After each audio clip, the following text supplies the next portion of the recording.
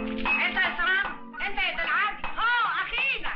مساء الفل. مش قلت لك 1000 مرة ما تدقش هنا احسن السقف يتهان؟ امال ادوق فين بس؟ تدقوا في العتب وتحطوا حتة خيشة تحت الهوا. حاضر يا ست زنوبة.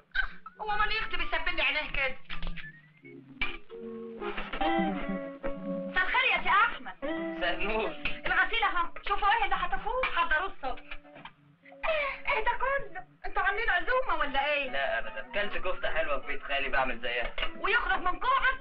عيب، ده انا تربية ايديكي. تفاضل منا. ما تخافيش عليا. مش هتعرف تعمل الخلطة. ده انا جايب كتاب أبلة نظيرة. اسمعي.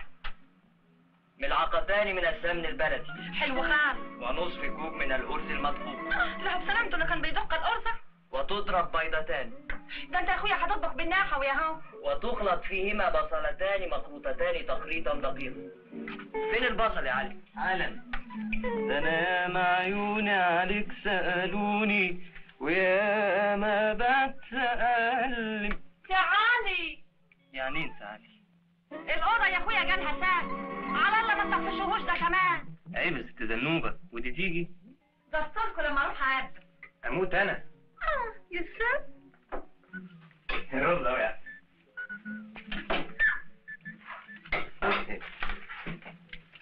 الأوضة هتسكن. يا ترى مين؟ هيكون مين غير ولية عجوزة والشاي قطع الخميرة من البيت. يا اخي احنا ما صدقنا خلصنا من قلبة الدماغ.